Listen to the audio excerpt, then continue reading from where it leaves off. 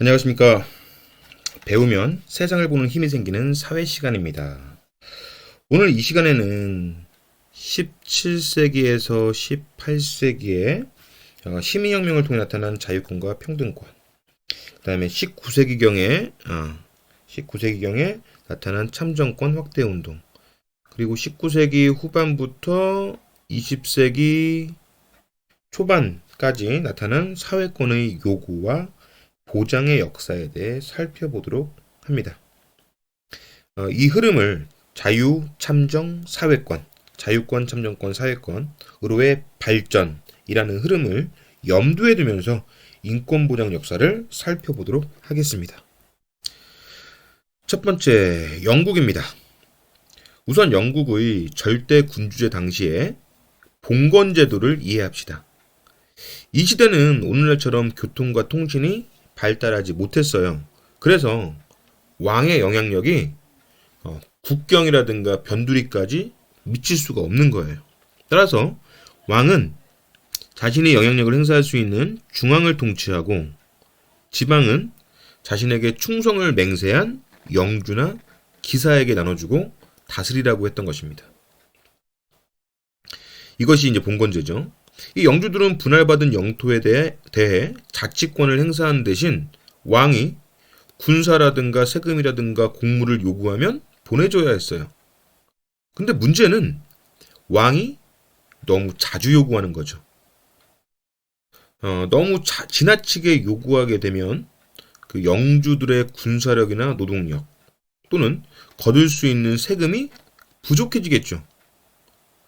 그래서 그 귀족으로 구성된 의회, 귀족들로 구성된 의회가 승인하지 않으면, 즉 의회의 승인 없이 왕이 세금도 못 걷고 군사력도 모을 수 없고 노동력도 징수할 수 없게끔 하는 방법을 찾고자 했습니다. 그런 방법을 명시한 것이 영국의 역사에서 나오는 대헌장, 권리청원, 인신보호법, 그리고 명예혁명 당시의 권리장전까지 이어지는 거죠. 이런 문서들의 내용을 잠깐 살펴볼게요. 자, 첫 번째 1215년 마그나 카르타 대헌장입니다. 대헌장이라고 불려요. 대헌장은 영국의 제1대 보물이죠. 이 대헌장은 존 왕의 나쁜 정치, 실패한 정치를 비판하는 귀족들의 강요로 왕이 승인한 문서입니다. 주요 내용은 왕은 의회의 승인 없이는 부당한 상납금이나 군역 면제금 징수를 할 수 없고 귀족들의 봉건적 특권을 제한할 수 없고 벌금이나 체포도 왕 네 맘대로 할 수 없다. 즉 왕 너도 시민대표인 의회가 만든 법 아래에 있어야 한다 라고 명시해 놓은 것이죠. 따라서 이것으로 인해 국왕의 권력을 약화시키고 귀족권을 강화시킨 것이었어요. 자, 권리청원은 국왕 찰스 1세의 제멋대로 정치, 즉 전제 정치에 반발하여 코크와 그 동료 국회의원들이 왕에게 요구한 문서입니다. 이 주요 내용은 의회의 승인 없이는 세금 거둘 수도 없고요. 공채를 실시할 수도 없어요. 불법적으로 왕 맘대로 체포나 구금할 수도 없고요. 또 왕의 군대를 일반 민가에 재우거나 밥 먹일 수 없게 한 거예요. 세 번째로 인신보호법 역시 그 의회가 제정한 법에 의하지 아니하고는 왕이 체포할 수도 없고 또 국민들은 왕에게 정식 재판을 요구할 권리가 있다는 거죠.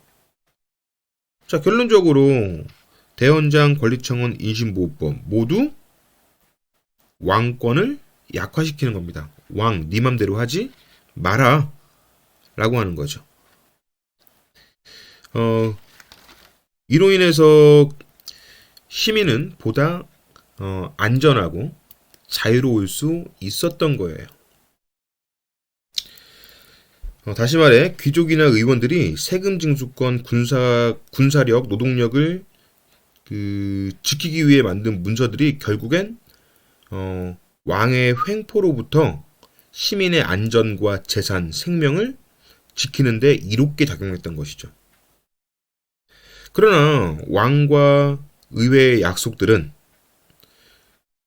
독재적인 왕들의 폭력에 의해 지켜지지 않았습니다. 이 문서들은 실패. 이렇게 영국 귀족, 의회와 국왕의 갈등이 점점 심해져 갈 때 찰스 2세와 제임스 2세의 전제 정치가 더욱더 강화되었어요. 이에 영국 의회는 왕 몰래, 제임스 2세라는 왕 몰래 그의 딸 메리 공주와 왕의 조카, 네덜란드 총독이었던 윌리엄 3세에게 몰래 밀서를 보내서 제임스 2세를 쫓아내주면 공주와 총독을 공동 왕으로 추대해주겠다라고 약속을 합니다. 딸과 조카였는데 뭐라고 표현해야 될까요? 안타깝긴 하지만 이 딸과 조카는 아빠와 삼촌을 쫓아내기로 했어요. 이에 영국 군인이었던 윌리엄 3세는 육군과 해군을 몰아서 영국에 상륙하였고 제임스 2세는 한 번의 전투도 하지 못하고 프랑스로 쫓겨나게 됩니다. 이 피 한 방울 흘리지 않고 독재 군주를 몰아냈다 하여 이 무혈 혁명 또는 피를 흘리지 않았기 때문에 명예롭다 해서 명예혁명이라고 부르게 됩니다. 이 결과로 영국 의회는 메리와 윌리엄 3세를 공동 국왕으로 승인하고 그들에게 권리장전을 제출하고 승인받아요. 드디어 영국의 절대 왕정이 끝나고 국민이 만든 법에 따라 통치하는 입헌 군주제가 세계 최초로 등장하게 됩니다. 이로써 영국은 왕이 독재를 실시할 수 없게 됨에 따라서 시민의 안전과 재산, 생명이 보호되고 정치적 안정을 이루게 되죠. 잠깐 권리장전 살펴보겠습니다.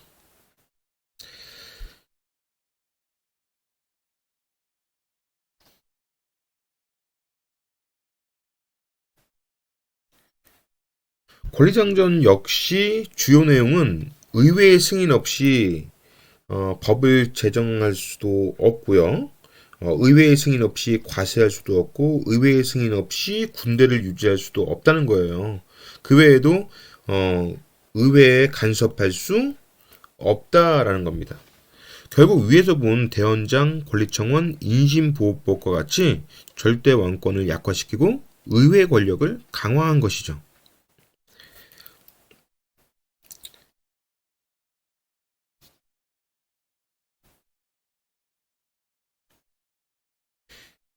명예혁명 이후에는 입헌 군주제가 확립되어 정치적으로 안정되었고 제1차 선거법 개정을 통해 산업자본가와 유산시민에게만 참정권을 부여하게 됩니다.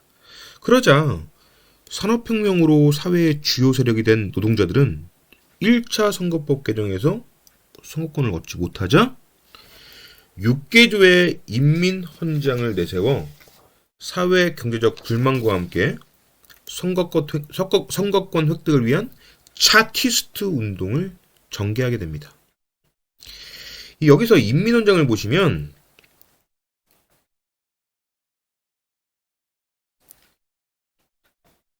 첫 번째, 21세 이상의 성인 남자의 보통 선거권 보장. 보통 선거는 일정한 연령에 달하면 누구나 정치에 참여할 수 있는 권리를 보장하는 것이죠. 두 번째, 무기명 비밀투표를 요구합니다. 이 보통 선거와 비밀투표를 통해 참정권의 확대를 요구한 것입니다.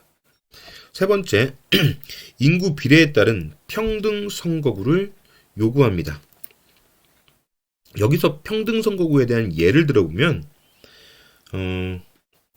A 선거구와 B 선거구가 있다고 가정해 볼 때 A 선거구에는 100명, B 선거구에는 1000명의 시민이 있다고 가정합시다. 그럼 각 선거구에서 대표를 한 명씩 뽑는다면은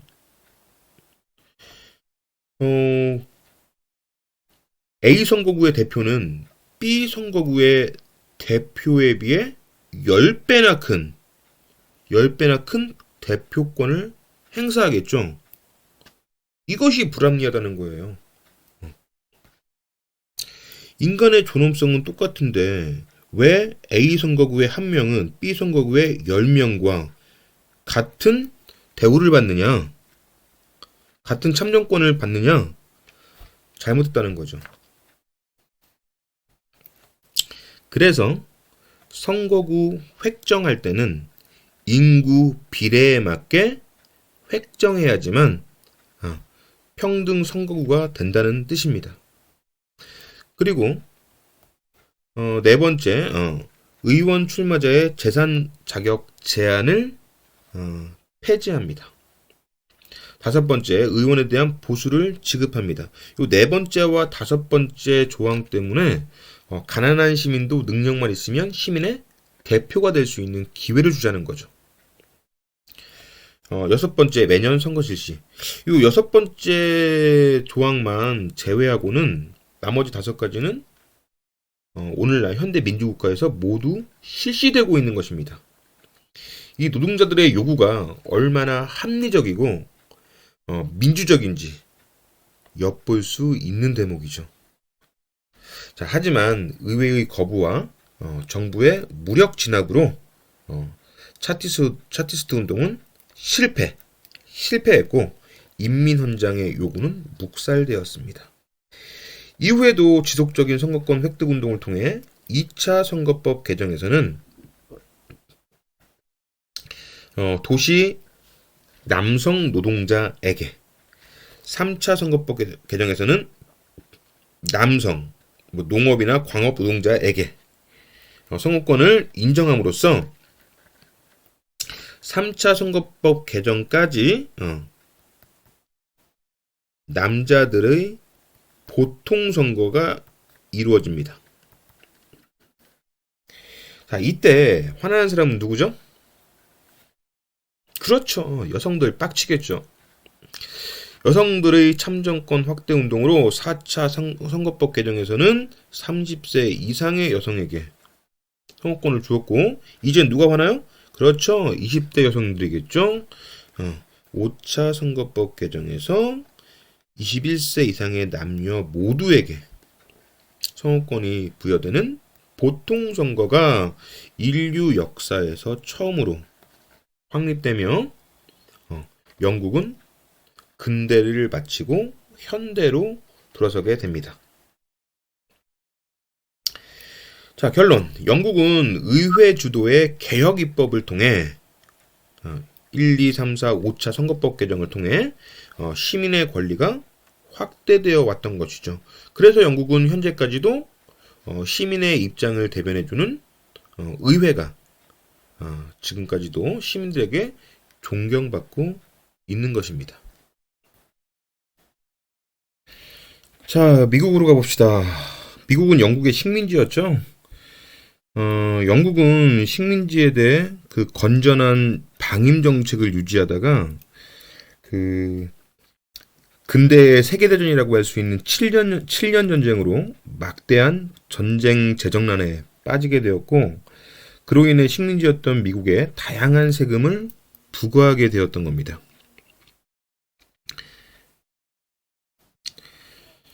미국은 식민지의 입장을 대변하는 그 제도나 대표 없이는 더 이상 세금을 낼 수 없다.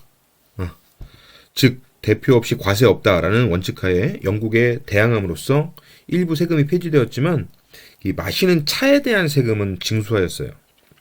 이에 미국 식민지인들은 인디언으로 변장을 하고 영국 왕실의 보호를 받는 영국 상선에 올라 영국 왕의 차를 바다에 던져버렸죠. 이것이 그 유명한 보스턴 차 사건입니다. 차를 판 만큼 세금을 거둘 수 있는데 영국 차를 바다에 던져버리다니요. 영국 왕과 귀족은 너무나 화가 났겠죠. 이건 영국 왕에 대한 모욕입니다. 그래서 미국 식민지에 군대를 파견하기로 결정을 하죠. 영국과 미국은 전쟁 위기가 높아갑니다. 식민지 미국에서는 초기 13개 주 대표들이 모여 대륙회의를 하는데 여기서 영국에 대항할 방법을 찾습니다. 드디어 2차 대륙회의에서 드디어 미국은 영국에 대해 독립을 선언하고 독립선언서를 공포합니다. 미국 독립과 관련된 이야기가 숨겨진 미국 성조기를 잠깐 살펴볼게요. 성조기에 그 가로선 있죠? 그 빨갛고 하얀색 선이 있는 이 가로선이 모두 13개입니다. 이 가로선은요, 그 초기 대륙회의에 참가한 13개 주를 의미하고, 그리고 왼쪽 상단에 보면은 50개의 별이 있어요. 이것은 현재 미국의 50개 주, 즉 50개 연방을 의미합니다. 따라서 성조기는 미국 역사의 시작과 현재를 의미하는 것이죠. 자, 그리고 독립선언서의 내용도 살펴보겠습니다. 핵심 내용은 파란색 글씨로 표현했는데요. 우선 모든 사람은 평등하게 태어났다. 양도할 수 없는 권리가 있다. 그리고 생명권, 자유권, 행복주권이 있다라는 천부인권 사상을 반영하고 있습니다. 또한 천부인권을 보장하기 위해 정부를 구성했고요. 정부를 조직했고, 정부 권력은 인민의 동의에서 유래한다라는 것은 사회계약서를 반영한 것이고, 세 번째로 어떠한 정부든 간에 이러한 천부인권과 사회계약서를 부정할 때는, 즉 이러한 목적, 천부인권과 사회계약서를 부정할 때는 현 정부를 변혁 또는 폐지하여 새로운 정부를 조직하는 것은 인민의 권리이다. 즉 저항권 사상을 보여주고 있습니다. 자, 그래서 그 미국의 독립선언서에는 천부인권 사상, 사회계약설, 저항권 사상이 표현되어 있죠. 다시 위로 가서 미국은 우방국인 프랑스의 도움을 받아 독립전쟁에서 승리하게 되고 프랑스 파리에서 만나 미국의 독립을 승인하게 됩니다. 이것이 그 유명한 파리 조약이 되는 거죠. 이로써 미국은 역사상 최초의 그 시민이 선출한 대통령으로 운영되는 민주공화국이 되었고요. 미국의 독립운동은 독립운동이면서도 시민의 힘으로 스스로 노예에서 시민으로 성장한 시민혁명으로서의 성격도 동시에 지니고 있습니다. 그러나 미국의 독립혁명도 백인들의 인권만 보장하고 흑인이나 여성의 권리를 무시한 미완의 혁명이었죠. 독립혁명 이후 흑인 인권운동은 남북전쟁으로 나타났고, 잘 아시죠? 링컨의 남북전쟁. 여기서 그 링컨이 이끌던 북부군이 승리하면서 흑인의 투표권이 인정되었습니다. 1900년대 초반에는 여성 해방운동 등으로 여성 참정권 확대 운동이 나타나게 되었고요. 그것이 인정되어서 1923년에 미국은 보통선거가 남녀 모두 보통선거가 이루어지게 됩니다.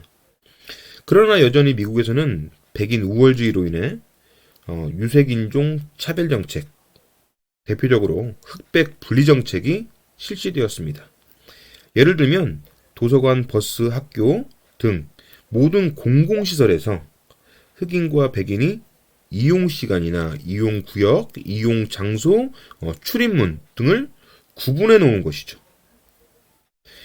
이러한 흑백 분리를 반대하는 광범위한 사회적 운동, 즉 1955년에 마틴 루터 킹 목사를 중심으로 광범위한 사회운동이 이어지며 미국에서는 시민 권리가 오늘날처럼 확대되었습니다. 그러나 좀 아쉬운 점은 몇 년 전에도 조지 플로이드 사건처럼 백인 경찰이 흑인 시민을 거리에서 살인하는 그런 장면도 있었고요.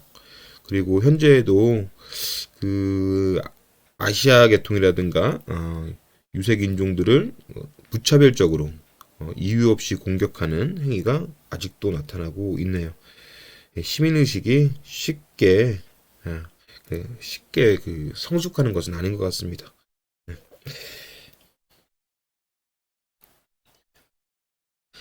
자, 세 번째 프랑스입니다.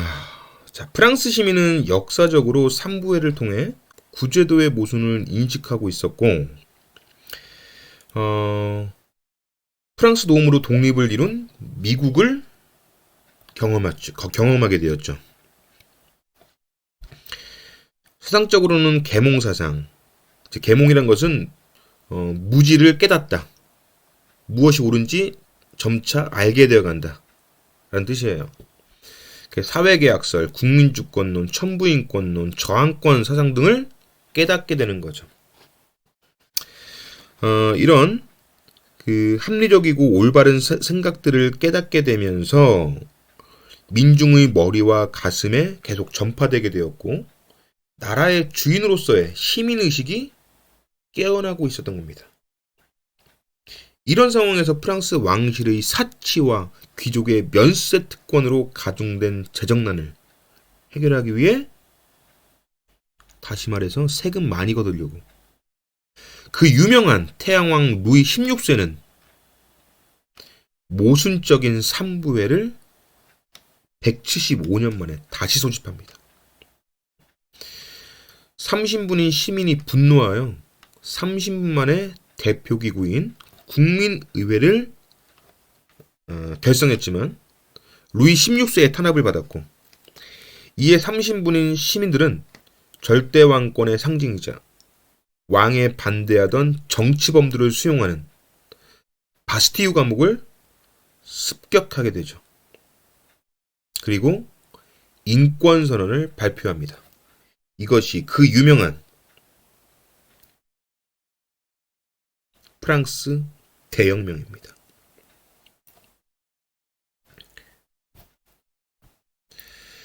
역시 잠깐 인권선언서 살펴볼게요. 역시 핵심 내용은 파란색 글씨입니다. 인권선언의 정식 명칭은 인간과 시민의 권리선언이고요. 인간의 자연적이고 불가양도적인 신성한 권리를 장엄하게 선언한다라고 했네요. 자, 1조에서는 인간은 태어나면서부터 자유롭고 평등하다 라고 했고요. 2조도 자유권, 재산권, 그리고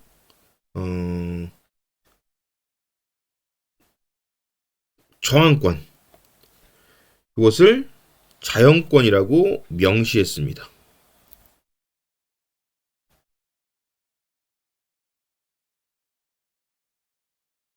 그렇죠? 제2조에는 자유권, 재산권, 저항권을 자연권이다, 천부인권이다 라고 명시를 했고요.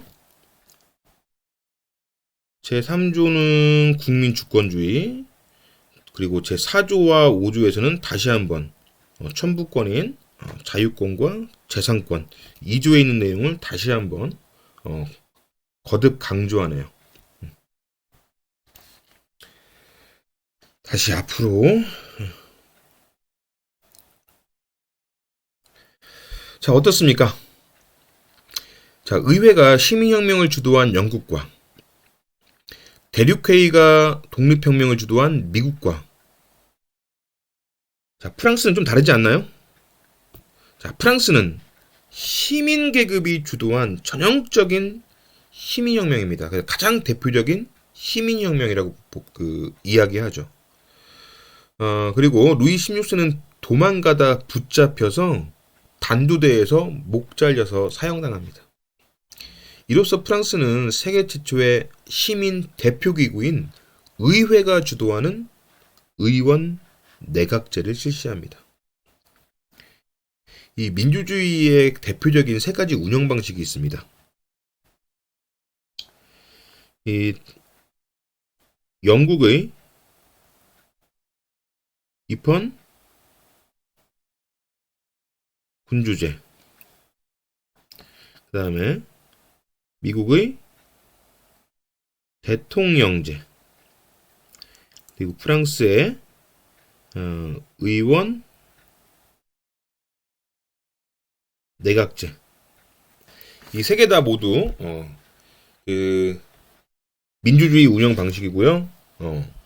영국이 세계 최초로 입헌 군주제를 시작했고, 미국은 세계 최초의 대통령제를, 프랑스는 세계 최초의 의원 내각제를 실시하게 됩니다. 이로써 이 세 나라는 절대 군주의 독재와 전제로부터 시민의 안전, 생명, 재산을 보호하면서 그 정치적 안정을 이루게 되고, 그로 인해서 국가는 빠르게 발전하게 됩니다. 그래서 이 세 나라를 선진국, 서구 선진국이라고 표현하고 있는 것이죠.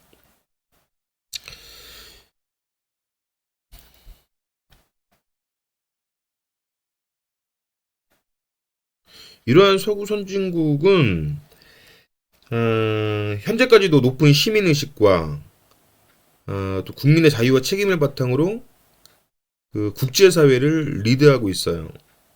이 시민의 자유와 평등, 행복한 삶은 역시 정치적 안정을 통해 이루어진다는 것을 새삼 깨닫게 됩니다. 프랑스 혁명 이후에는 잠시 왕정복고, 복고가 뭐냐면은 옛 곧장, 돌아갈 복장, 다시 옛날로 돌아간다 라는 뜻이죠.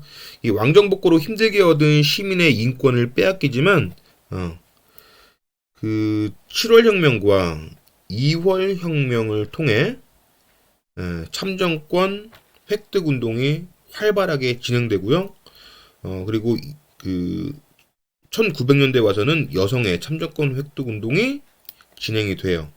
그래서 서구 선진국에서는 가장 늦은 1946년도에 와서야 남녀 모두의 보통선거가 실시되었고, 이로써 모든 시민이 주인되는 현대 민주주의 국가로 발전한 것입니다. 자, 오늘은 영국, 미국, 프랑스를 중심으로 인권 보장의 역사와 자유권에서 참정권으로 인권이 확대되었음을 배웠습니다. 오늘도 수고 많았습니다. 감사합니다.